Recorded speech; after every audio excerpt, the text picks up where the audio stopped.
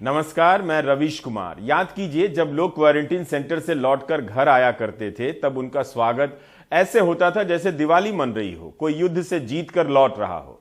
अब जब दिवाली आ गई है तो इस मौके पर उन्हें भी याद करना चाहिए जिनके अपने अब कभी नहीं लौट सकेंगे। कोरोना की दूसरी लहर के बाद की इस दिवाली में उनकी याद भी शामिल होनी चाहिए, जिन्हें भुला देने की कोशिश में उस पूरे दौर पर ही अंधेरे की चादर उड़ा दी गई है, जिन्हें हटाकर रोशनी में लाने की जरूरत है। वैसे भी प्रथा है कि जिसके घर मातम हो उसके घर पड़ोसी दिया रख जाते हैं ताकि कोई घर अंधेरा ना छूटे। किसी का मकान खाली हो तो वहां भी कोई मोमबत्ती जला आता है।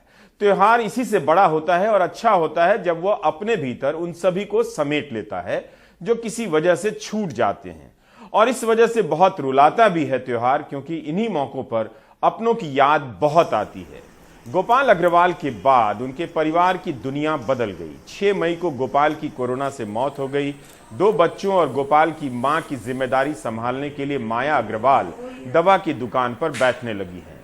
बच्चे भी मां के साथ दवा की इस दुकान को चलाने की कोशिश कर रहे हैं। 22 साल की श्रेया और बेटे श्रेयांश अग्रवाल के लिए जिंदगी पटरी पर भले लौट आई हो, लेकिन पिता की याद तो आती रहेगी। जब हम दिवाली की खुशियों में डूबे हों तो माया अग्रवाल और उनके जैसे लाखों परिवारों को भी याद कीजिए जो इस साल दिवाली नहीं मना रहे हैं। आयुष भी इस साल दिवाली नहीं मना रहे हैं। उनके पिता कैलाश तिवारी की कोरोना से मौत हो गई थी। परिवार की जिम्मेदारी आयुष पर आ गई है। ये आगरा के मुन्ना लाल का घर है। मुन्ना लाल गाइड का काम करते थे और रूसी भाषा बोलते थे। कोरोना से उनकी मौत हो गई। परिवार में 3 बच्चे हैं, 2 बेटे और 1 बेटी।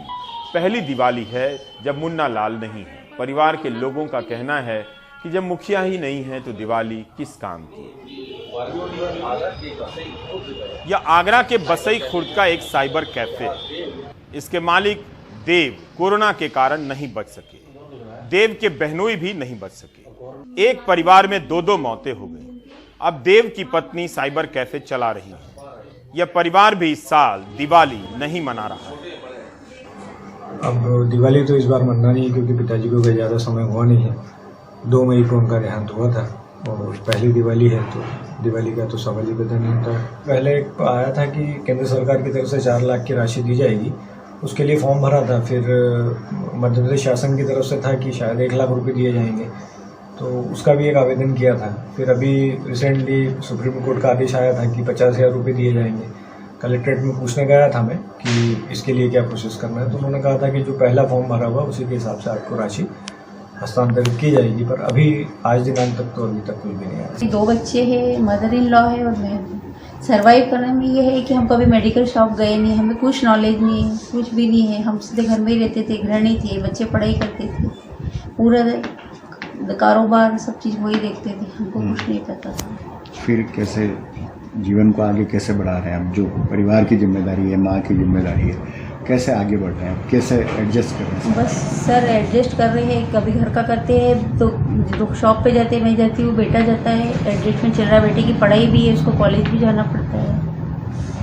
सरकारी कोई मदद की आपने अप्लाई किया? सरकारी मदद की अप्लाई नहीं करी क्योंकि बहुत से लोगों को ही नहीं मिल पा रहा है। डेथ सर्टिफिकेट पे भी कोरोना से डेथ ऐसा नहीं कहीं लिख के दिया है। आपको जो सर्टिफिकेट दिया उस पर कुछ भी हॉस्पिटल के दिवाली क्या है? कुछ नहीं है, अब वो नहीं है तो कुछ नहीं है। क्या दिक्कतें आ रही हैं घर में? चूँकि घर का एक जो होता है जिम्मेदार व्यक्ति चला गया, जिम्मेदार वो ही नहीं रहे तो कुछ नहीं है। बच्चे हैं, कर रहे हैं जो भी कर रहे हैं, बच्चे करेंगे। देवर भी हैं, बड़े देवर भी हैं, 2 देवर हैं, बच्चे ही कर रहे हैं जो कर रहे हैं, पर उनके बिना तो कुछ भी नहीं है। कितने बच्चे आपके? 3। क्योंकि इतना डिफ़िकल्ट जीवन है, मैंने उनके जाने के बाद रियलाइज़ किया है कि कुछ भी नहीं है। हम तो यूँ तो जी रहे हैं, बच्चा है मेरा। नहीं तो मेरे को नहीं लगता कि लड़की की कोई लाइफ है अपने हस्बैंड के बिना। और मेरे तो हस्बैंड पूरे घर में एक अच्छा रोल था उनका। इतनी सारी जिम्मेदारियां संभालना, बाहर समाज में भी उनका इतना नाम, और अभी अपने पूरा फार्म हाउस का काम संभालना, इतनी सारी जिम्मेदारियां। और बच्चे का तो इतना अच्छा अटैचमेंट था कि बहुत ज़्यादा क्लोज थे।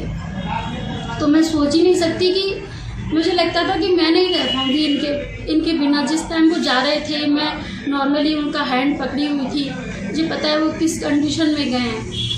कोविड से जितने भी लोग गए हैं मुझे तो सबके प्रति सहानुभूति है। ऐसे न जाने कितने परिवार होंगे जो इस साल दिवाली पर अपनों की याद में कोरोना की दूसरी लहर को याद कर सिहर रहे होंगे। हम और आप ठीक से जानते भी नहीं कि इस दौरान कोविड से मरने वालों की सही संख्या क्या थी। सरकारी आंकड़ों से अलग तमाम दावे किए गए प्रामाणिक रूप से, लेकिन कोई ठोस जांच नहीं हुई और आज भी लोग आधिकारिक रूप से नहीं जानते कि कितने लोग मरे थे। कोरोना के समय का यह सबसे बड़ा सवाल है जो आज भी अंधेरे में है। एक और सवाल अंधेरे में है, ऑक्सीजन से लोगों की मौत हुई थी या नहीं हुई थी। 5 महीना पहले लोग ऑक्सीजन सिलेंडर को लेकर यहां से वहां भाग रहे थे। अस्पतालों में ऑक्सीजन की कमी हो गई थी, लोग मर रहे थे, डॉक्टर तक मर रहे थे, लोग बदहवास थे कि ऑक्सीजन नहीं है। जुलाई में सरकार संसद में बयान देती है कि राज्यों ने बताया है कि ऑक्सीजन की कमी से कोई नहीं मरा है। ये वो सवाल है जो आज तक अंधेरे में है, बल्कि देखा था सबने, इस पर अंधेरे की चादर डाल दी गई जिसे अब कोई हटाना नहीं चाहता। ऑक्सीजन की कमी से लोगों को मरते देख सुप्रीम कोर्ट ने नेशनल टास्क फोर्स बनाया था। अगर सरकार काम कर रही थी तो फिर इस टास्क फोर्स की क्या जरूरत थी। इसलिए तमाम जगहों पर ऑक्सीजन प्लांट का उद्घाटन होने लगा है। पहले भी हो सकता था, प्रधानमंत्री भी कई सारे ऑक्सीजन प्लांट राष्ट्र को समर्पित करने लगे हैं। बयानों में इसकी झलक है कि ऑक्सीजन की कमी नहीं होने दी जाएगी। जब ऑक्सीजन की कमी से कोई मरा ही नहीं तो फिर ऑक्सीजन की कमी नहीं होने देने की उन कस्मों का क्या मतलब है। इसी तरह उस दौर को अंधेरे में धकेलने के लिए राजनीति अस्पतालों के उद्घाटन और शिलान्यास की खानापूर्ति की बात करने लगी है। काश इसी तरह की तैयारी की बात पहले हुई होती तो ऐसी नौबत नहीं आती।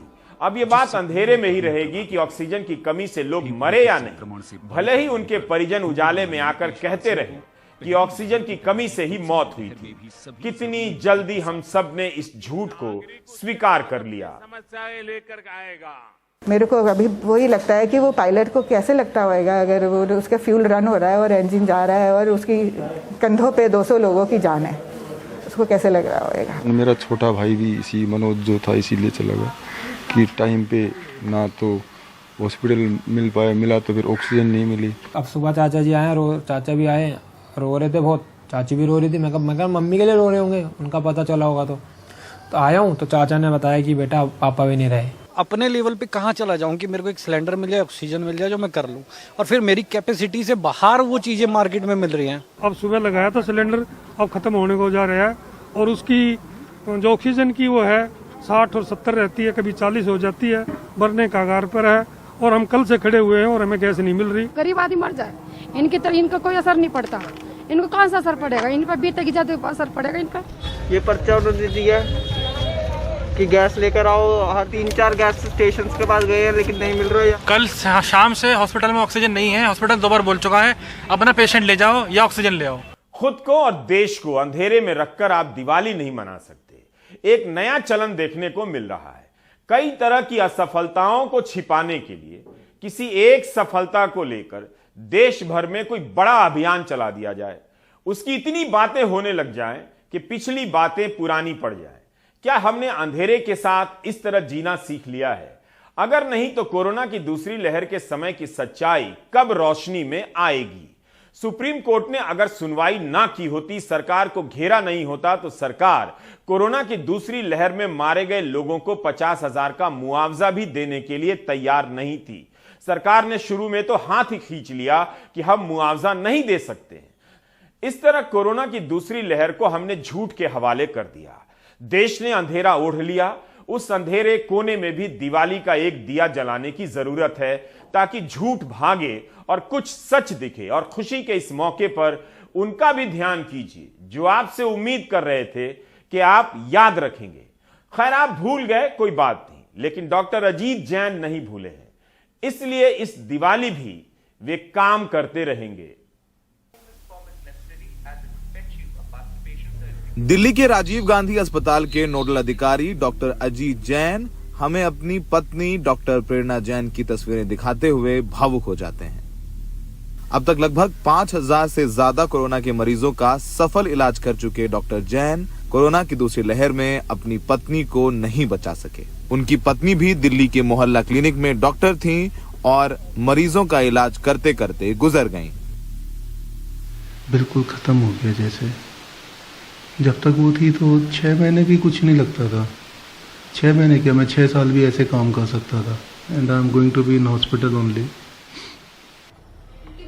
48 साल की शशि के आंसू थमने का नाम नहीं ले रहे। उनके पति मनोज कुमार पूर्वी दिल्ली नगर निगम में सफाई कर्मचारी थे।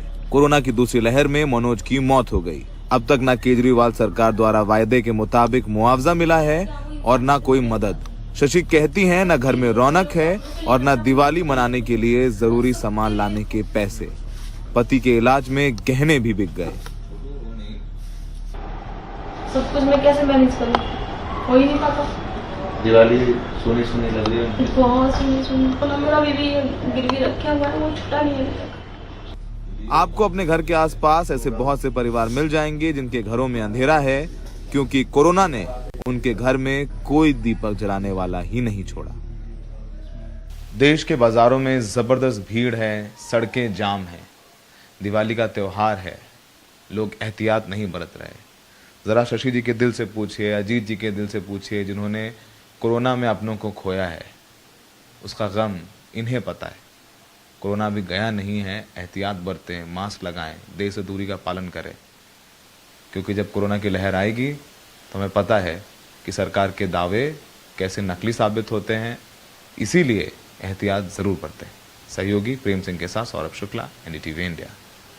जरूरी है कि हम उन लोगों को याद करें जो अभी तक कोरोना के घातक प्रहार से उबर नहीं सके हैं, और उस याद के प्रति ईमानदारी की मांग भी है कि हम सवाल करते रहें उस तबाही को लेकर कि उसकी जवाबदेही किसकी थी। सुप्रीम कोर्ट में टीकाकरण को लेकर चली तमाम दलीलों और बहसों को याद कीजिए। उस समय की लापरवाहियों पर जमती जा रही अंधेरे की हर परत को हटाइए। First evidence based medicine for कोविड-19 अर्थात कोविड-19 की पहली साक्ष्य आधारित दवा। यहां बैनर पर यह भी लिखा था कि कोरोना की दवाई पतंजलि ने बनाई। पतंजलि का रिसर्च 158 देशों के लिए वरदान। इसकी लॉन्च के लिए तत्कालीन स्वास्थ्य मंत्री डॉक्टर हर्षवर्धन और मौजूदा केंद्रीय परिवहन मंत्री नितिन गडकरी गए थे। स्वास्थ्य मंत्री किस आधार पर लॉन्च के लिए गए थे? क्या इन्होंने कोई जांच की थी, अपने विभाग से कराई थी? बैनर पर मेडिसिन लिखा है और कोरोनिल के पैकेट पर इम्यूनिटी बूस्टर। यह दवा कभी भी आईसीएमआर और डीजीएचएस की गाइडलाइन में शामिल नहीं हो सकी। तत्कालीन शिक्षा मंत्री रमेश निशंक ने तो अपने क्षेत्र में बाकायदा इस दवा का वितरण करवाया। हरियाणा सरकार बंटवाने लगी, जबकि इंडियन मेडिकल एसोसिएशन ने बाकायदा इसके खिलाफ अभियान चलाया था। विश्व स्वास्थ्य संगठन को स्पष्टीकरण देना पड़ा था कि हमने इस दवा को मान्यता नहीं दी है, समीक्षा भी नहीं की है। हम सच्चे अर्थों में दिवाली मना रहे हैं, अंधेरे की परतों को हटा रहे हैं अपने कार्यक्रम में। पूछिए सरकार से कि क्या इस तरह से देश में कोरोना को लेकर रिसर्च हो रहा था, दवाइयां बन रही थी? क्या सरकार ने कोरोनिल को लेकर कोई अध्ययन कराया? क्या असर हुआ? रामदेव ने एक बातचीत में डॉक्टरों का मजाक उड़ा दिया। यह मामला अभी कोर्ट में है। टीकाकरण को लेकर तरह तरह के बयान उस वक्त आ रहे थे। तब सरकार ही कह रही थी कि सबको टीका लगाने की जरूरत नहीं है। कोई नहीं जानता कि इसका वैज्ञानिक आधार क्या था। डॉक्टर हर्षवर्धन ने संसद में बयान दिया था कि सभी को टीका दिए जाने की जरूरत नहीं है। उन्होंने कहा था कि वैज्ञानिक आधार पर प्राथमिक समूहों का निर्धारण किया गया है, प्रायोरिटी ग्रुप का। Let me clarify that every vaccine doesn't require universal immunization. That's number one. And all these priority groups that have been, you see, set up, these are all based on opinion of the experts. That's number one. And of the experts, not only in India, but there are guidelines which have been given by the World Health Organization also, who needs to be prioritized first. सिर्फ एक सवाल पूछिए कि किस वैज्ञानिक अध्ययन के आधार पर तय हुआ कि सभी को टीका दिया जाएगा, और वो कौन सा वैज्ञानिक अध्ययन था जिसके आधार पर तय हुआ कि सभी को टीका नहीं दिया जाएगा? आज सरकार घर घर टीका लगाने का अभियान चलाने जा रही है। अब यही सरकार 1 अरब डोज का जश्न मना रही है। प्रधानमंत्री बैठ के कर रहे हैं कि जिन जिलों में लोग टीका लगाने से छूट गए हैं उनके घरों में दस्तक दी जाए ताकि सभी को टीका लगे। 1 बिलियन के बाद अगर हम थोड़े से भी ढीले पड़ गए तो नई संकट आ सकता है। हमें थोड़ा सा भी ढीलापन लाने नहीं देना है। 7 राज्यों के मुख्यमंत्रियों और इन राज्यों के 40 से ज्यादा जिलों के डिस्ट्रिक्ट मजिस्ट्रेट्स को संबोधित करते हुए प्रधानमंत्री नरेंद्र मोदी ने बुधवार को आगाह किया कि कोरोना से खतरा बना हुआ है और उन्हें टीकाकरण तेज करना होगा। देश में टीकाकरण अभियान शुरू हुए 10 महीने हो चुके हैं, लेकिन झारखंड, मणिपुर, नागालैंड, अरुणाचल प्रदेश, मेघालय, महाराष्ट्र और छत्तीसगढ़ समेत कई राज्यों में टीकाकरण की रफ्तार धीमी पड़ गई है। इन राज्यों के 40 जिलों से ज्यादा में 50% लाभार्थियों को कोरोना वैक्सीन की पहली डोज भी नहीं लग सकी है। बैठक के दौरान प्रधानमंत्री ने निर्देश दिया कि उन्हें अब घर घर जाकर हर घर दस्तक मंत्र के साथ टीकाकरण तेज करना होगा। अब हर घर टीका, घर घर टीका, इस जज्बे के साथ हम सबको घर घर पहुंचना है। हर घर दस्तक देते समय पहली डोज के साथ साथ आप सभी को दूसरी डोज पर भी उतना ही ध्यान देना होगा, क्योंकि जब भी संक्रमण के केस कम होने लगते हैं तो कई बार अर्जेंसी वाली भावना कम हो जाती है। लोगों को लगने लगता है कि इतनी भी क्या जल्दी है, लगा लेंगे भाई।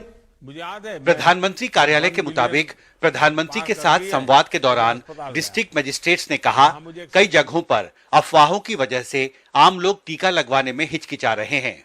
हाल के महीनों में खराब मौसम और कठिन टेरेन की वजह से चुनौतियां बढ़ी हैं। प्रधानमंत्री ने उन्हें वैक्सीन पर धर्म गुरुओं का संदेश जनता तक पहुंचाने की सलाह दी। सरकार की कोशिश थी कि इस साल तक देश की बालिग आबादी को टीके का कम से कम 1 डोज लग जाए, लेकिन फिलहाल ये लक्ष्य दूर नजर आ रहा है। इस दौरान कई देशों में कोविड की वापसी ये याद दिला रही है कि लापरवाही अब भी खतरनाक है। अब ये उम्मीद करनी चाहिए कि प्रधानमंत्री के हस्तक्षेप के बाद टीकाकरण में पीछे चल रहे राज्य अपने यहाँ अड़चनों को दूर कर टीकाकरण के अभियान को जल्दी तेज करेंगे। दिल्ली से हिमांशु शेखर, एनडीटीवी इंडिया। अगर इसी तरह की सक्रियता पहले दिखाई गई होती तो कोरोना की दूसरी लहर में यह हाल नहीं होता।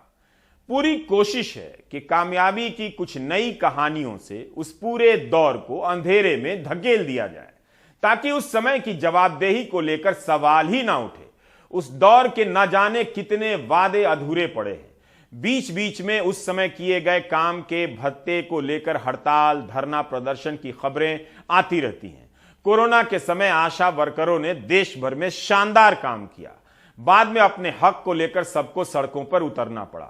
मध्य प्रदेश में भी आशा वर्कर कोरोना के समय किए गए वादों को पूरा करने की मांग को लेकर आंदोलनरत हैं। 24 जून से मध्य प्रदेश की 84,000 आशा वर्कर 7 बार आंदोलन कर चुकी हैं।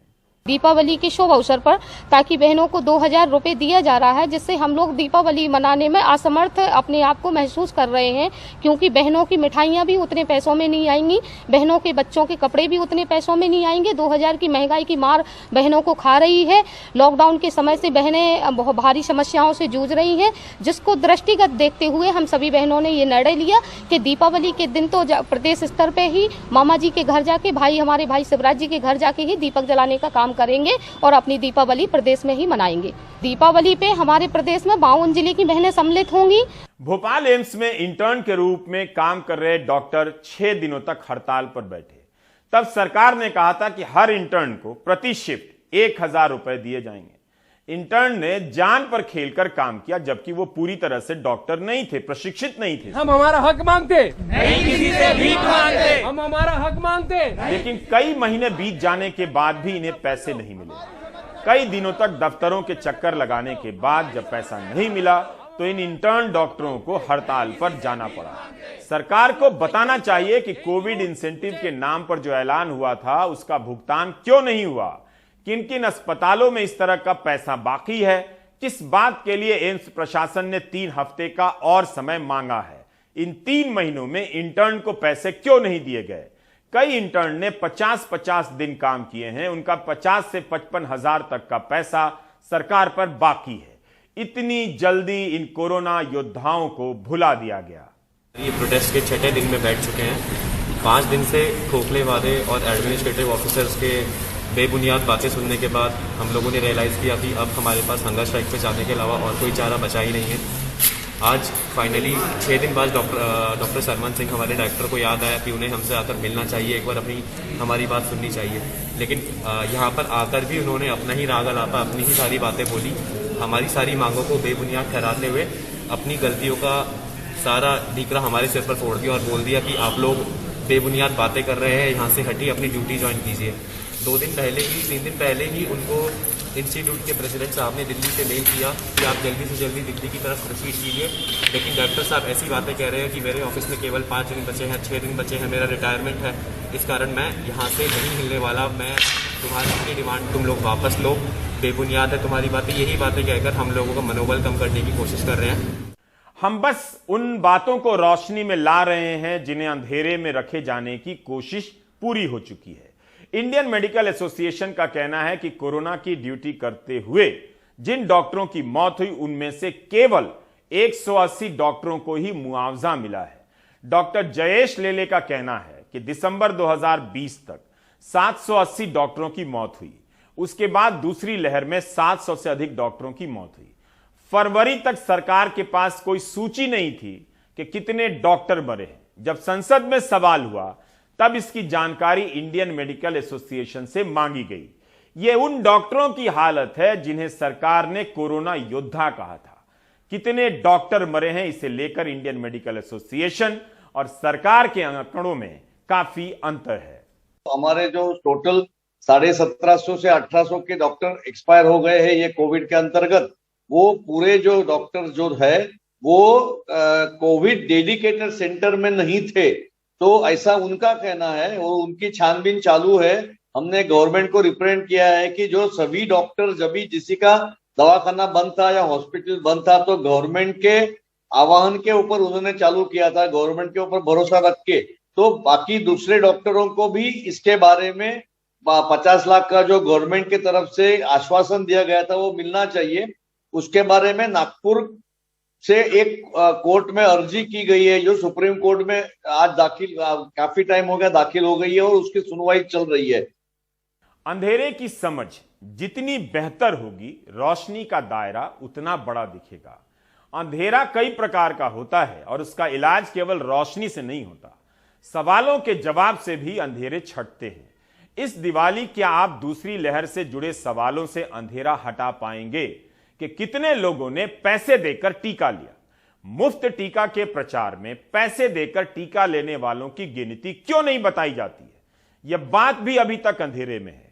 तीसरी लहर की आशंकाएं बनी हुई हैं। मुमकिन है दूसरी लहर जैसा कुछ ना हो, लेकिन छोटे छोटे हिस्से में इसका मामूली तूफान भी चलती फिरती गाड़ियों को रोक सकता है।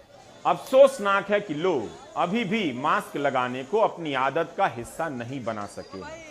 भीड़ में इस तरह बिना मास्क के जाना खतरे से खाली नहीं। सरकारों ने भी छोड़ दिया है। उसे एक ही तरीका मालूम है, फाइन का। फाइन के कारण गरीब लोगों की जेब से 500 से लेकर 2000 रुपए लूटे गए। बजाय इसके मास्क की संस्कृति स्थापित करने का कोई और प्रयास किया गया होता। फाइन वसूल कर छोड़ दिया गया। साफ है कि फाइन फेल हो चुका है। दशहरे के समय से बाजारों में कमोबेश यही हालत है। दशहरा के बाद कुछ नहीं हुआ, दिवाली के बाद भी ऐसा ना हो, लेकिन जानबूझकर खतरा मोल लेने का क्या मतलब है? दिवाली के मौके पर इस भीड़ का इंतजार सभी को था। खरीदार आए और बाजार चले, लेकिन अगर मास्क लगा ही लिया जाता तो इसे और भी सुरक्षित किया जा सकता था। इसके बाद शादियों का सीजन आने वाला है, जहां मास्क के नियमों की धज्जियां उड़ने वाली हैं। इसलिए मास्क लगाइए, बाजार भी जाइए। मास्क लगाएंगे तो कोरोना कम फैलेगा और हो सकता है कि अगली दिवाली इससे और बेहतर हो। आप भी मास्क लगाइए और प्रधानमंत्री से भी कहिए कि जब विदेश दौरे पर जाएं, विदेशों के नेताओं से मिलें, जब वो मास्क पहने हो तो आप भी मास्क पहने रहिए। महंगाई के सपोर्टर, ये वो सपोर्टर हैं जो इस देश में पहली बार पाए जा रहे हैं। इसके पहले नहीं पाए जाते थे ये जंतु। इसके पहले किसी ने महंगाई को सपोर्ट करते नहीं देखा। इनके सामने महंगाई से परेशान जनता अपनी तकलीफ नहीं कह पाती है और कहती है तो उसे ऐसे ऐसे तर्कों से सामना करना पड़ जाता है जिसका तथ्यों से कोई संबंध नहीं। क्या आप किसी महंगाई के सपोर्टर को जानते हैं, उससे परेशान हैं? क्या आप महंगाई को लेकर, महंगाई के इन सपोर्टर के सामने बहस कर पा रहे हैं, उनसे बहस जीत पा रहे हैं? 10 रुपए 5 रुपए अगर वो बढ़ा है तो कहीं ना कहीं हमारी आमदनी भी बढ़ी है, कहीं ना कहीं 20% 30% आमदनी बढ़ी, तनख्वाह बढ़ी। 76 रुपए की टंकी 1000 रुपए में कर दी है, बोलो 10 रुपए बढ़े हैं। 70 का पेट्रोल 114 हो गया, 10 रुपए बढ़े हैं। मेन तो राष्ट्र और उसके लिए सब कुछ मंजूर है, तो महंगाई कोई ऐसा बहुत बड़ा मुद्दा नहीं है अपने लिए। देश हित में तो जान कुर्बान निछावर है। जो सच्चाई है वो सच है कि भैया जो पेट्रोल का भाव किसी समय भी 70 था और अभी 5-7 साल में डबल हो गया। मतलब वो खाने का तेल 80 रुपए था, वो 200 रुपए 150 होना है। तो आदमी पैसा कमा कर क्या खाएगा क्या? जो रेवेन्यू जनरेट हो रहा है वो देश हित में लग रहा है, विकास में लग रहा है। आज स्टेट गवर्नमेंट कौन सा टैक्स कम नहीं कर सकती? देश हित के लिए मैं जानने तैयार हूँ। मेरे लीवर किडनी फेफड़े बेच करके राफेल आप खरीद सकते हो आप, मैं उसके तैयार हूँ मैं। लेकिन आप बोलो कि भैया वो देश हित को पेट्रोल महंगा करने से देश बढ़ जाएगा, तो ये बात है। ठीक है, महंगाई अपना एक इशू है, लेकिन उससे ज्यादा देश में और दुनिया में बहुत सारे इशूज हैं, वो उससे ज्यादा ऊपर वो रहते हैं इम्पोर्टेंट। कि गरीब बस्तियों में बस मेरे साथ में चल के देखिए कि वहाँ पे क्या है। भाई साहब जो बोल रहे हैं, बस मैं तो गरीब बस्ती में देखो महंगाई क्या है, पेट्रोल के भाव देखो, डीजल के भाव देखो। महंगाई से संतुष्ट है, कारण उसके लिए कि आज देश कितने विश्वव्यापी नंबर 1 पे बैठा हुआ है। इस महंगाई को मत लो, लेकिन आज देश में सुरक्षा कितनी बड़ी बढ़ गई है। देखो आज भारत जो देश है वो 800 वर्षों से, उसके पहले से ही 5000 वर्षों से भारत सुरक्षित है। मोदी जी ने आकर के कोई बहुत बड़ा तीर मार दिया। महंगाई इतनी बढ़ गई है, इतनी बढ़ गई है। मोदी जी चाहे तो महंगाई कम करते, मालूम कैसे करते? महंगाई कम वो ये सब कुछ जो बेच रहे हैं, वो लाल किला और ये एयरपोर्ट और रेल वेल, वो पैसा कहाँ जा रहा है? वो कोई चीज बिक नहीं रही है और मोदी जी चाहे तो कर सकते हैं। कहाँ जा रही है वो? किया आप बोल रहे हैं कि महंगाई महंगाई, गरीबी गरीबी। क्या 70 साल से आपको दिखनी थी क्या गरीबी? 14 के बाद ही गरीबी दिखने लगी? सर ऐसा है कि आपने रेवेन्यू की बात कर दी है। क्या 2014 के पहले क्या रेवेन्यू की बात नहीं होती थी कि किसी चीज की बात नहीं होती थी? GDP नहीं थी 2014 के पहले। करप्शन के ऊपर तो आज आप देखो, पीएम केयर फंड का करप्शन है कि नहीं? आज 2014 से पहले सिर्फ भ्रष्टाचार था, भ्रष्टाचार। उम्मीद कीजिए कि महंगाई को कम करने का नाटक भी जल्दी शुरू हो, लेकिन जो निकला है आपकी जेब से वो वापस नहीं आएगा। आप सभी को दीपावली की शुभकामनाएं। ब्रेक ले लीजिए।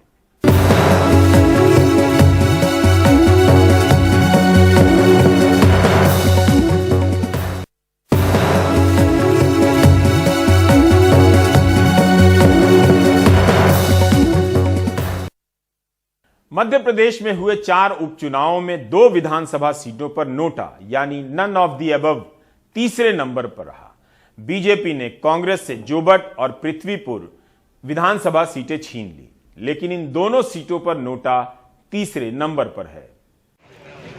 अनुसूचित जनजाति के लिए सुरक्षित जोबट सीट पर बीजेपी की सुलोचना रावत ने कांग्रेस के महेश पटेल को 6104 वोटों से हराया। इस सीट पर 5603 मतदाताओं ने नोटा को चुना। पृथ्वीपुर में बीजेपी के शिशुपाल यादव ने कांग्रेस के उम्मीदवार को 15641 वोटों से हराया। यहां भी नोटा 1741 मतों के साथ तीसरे नंबर पर रहा। रैगांव में 1436 मतदाताओं ने नोटा को चुना, तो वहीं खंडवा लोकसभा में 13627 लोगों ने नोटा को वोट दिया। सवाल ये है कि इन सीटों पर नोटा की तरफ बढ़ता वोटर का रुझान क्या संकेत दे रहा है? क्या ये सत्ताधारी पार्टी के साथ विपक्ष के लिए ज्यादा खतरे की घंटी बजा रहा है? हर चुनाव का परिणाम एक शिक्षा देता है, एक समीक्षा का मौका देता है। चुनाव का जो मध्य प्रदेश का रिजल्ट रहा, ये बताता है कि मध्य प्रदेश की जनता भारतीय जनता पार्टी से थक चुकी है। पर नोटा में वोट गया, मैं मानता हूँ ये अपने आप में एक चिंता का विषय कांग्रेस पार्टी के लिए भी है। हम पूरे मामले की समीक्षा करके जनता की भावना के अनुरूप पार्टी को ढालने की कोशिश करेंगे। मुझे लगता है इसमें जन जागरण की जरूरत है और हर व्यक्ति को चाहिए कि वो राजनीतिक प्रतिनिधित्व सौंपने के मामले में अपने विचार को बहुत स्पष्ट रखे। ये गफलत वाली स्थिति मुझे नहीं लगता ठीक है, परंतु ये अधिकार दिया गया है, चुनाव प्रक्रिया का ये अंग है, इसलिए हम उस पर बहुत टिप्पणी नहीं कर सकते। पर हम इस पर यह भी निर्णय नहीं दे सकते कि नोटा पे जो जिन्होंने मोहर लगाई है वो किसके खिलाफ है, वो सरकार के खिलाफ है या विपक्ष के खिलाफ है, ये एक प्रश्न चिन्ह है। वैसे 3-1 की इस जीत से शिवराज सिंह चौहान और युवा प्रदेश अध्यक्ष वीडी शर्मा का कद और मजबूत हुआ है। दीपावली से पहले उन्हें जश्न मनाने का मौका मिला है।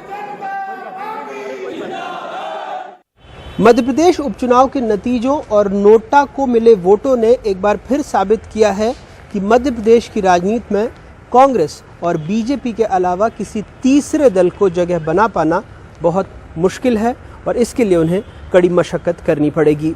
भोपाल से कैमरा पर्सन रिजवान खान के साथ अनुराग द्वारी, एनडीटीवी इंडिया। आप देख रहे थे प्राइम टाइम। नमस्कार।